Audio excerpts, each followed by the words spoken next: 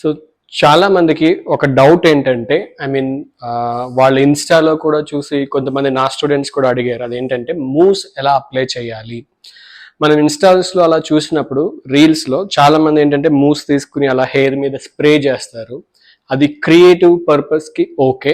Hair dressing అనేది creative field. ఒక్కొక్కరు ఒక్కొక్క వాళ్ళు ఏం చేయబోతున్నారు అనే ఒక ఆలోచనతోటి లేకపోతే ఒక క్రియేటివిటీ తోటి వాళ్ళు స్ప్రే అనేది చేస్తారనమాట. బట్ టెక్నికల్గా మూస్ అనేది ఎందుకు వాడతాము అంటే, ఇప్పుడు నేను వాడబోయేది ఎక్స్ట్రా వాల్యూమ్ ఫ్రమ్ ఐమీ. ఈ మూస్ అనేది ఎందుకు వాడతాము అంటే, హెయిర్ ఒక షేప్లో క్రియేట్ చేయడానికి, అంటే హెయిర్ని టెక్స్చర్ క్రియేట్ చేయడానికి హెయిర్లో మనం మూస్ అనేది అప్లై చేస్తాం అనమాట.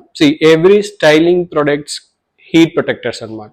ఒకవేళ మీరు పైన మాత్రమే అప్లై చేశారనుకోండి, కిందుండే హెయిర్కి ప్రొడక్ట్ అంటదు, ప్లస్ దానివల్ల హీట్ ప్రొటెక్షన్ అనేది రాదు. అండ్ మోర్ ఓవర్ మనం అప్లై చేసే పర్పస్ ఏంటి, షేప్ క్రియేట్ చేయడానికి వాడతాం.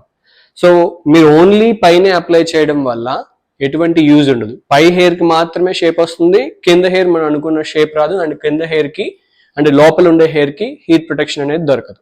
సో మూస్ అనేది ఎలా అప్లై చేయాలి, ఫస్ట్ మనం మూస్ తీసుకుంటాం. మూస్ తీసుకుని బాగా షేక్ చేయాలి. షేక్ చేసిన తర్వాత బాటిల్ ఎప్పుడూ కూడా అప్ సైడ్ డౌన్ పెట్టాలన్నమాట. ఓకే, ఇలా పెట్టి వాడకూడదు, ఎందుకంటే గ్యాస్ పైన ఉంటుంది.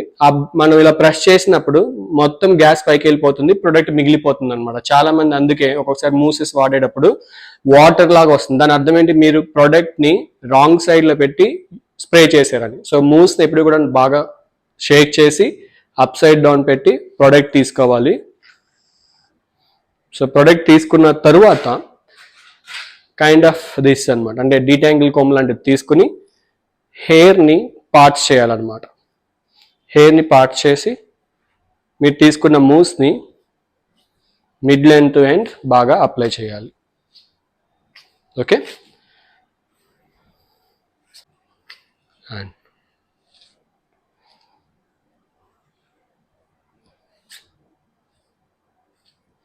సో అప్లై చేసిన ప్రోడక్ట్ డిస్ట్రిబ్యూట్ చేయడానికి మనం కోమ్ చేయాలన్నమాట.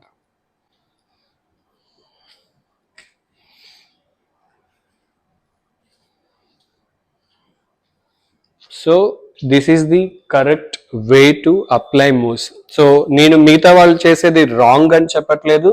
ఏదైతే మూస్ బెనిఫిట్ ఉందో ఆ బెనిఫిట్ మీకు పర్ఫెక్ట్గా రావాలి అంటే ఇలాగా మీరు మూస్ అనేది అప్లై చేయాలి.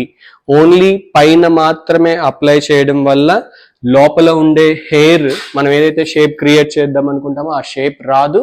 అండ్ ఆ హెయిర్కి హీట్ ప్రొటెక్షన్ అనేది ఉండదన్నమాట.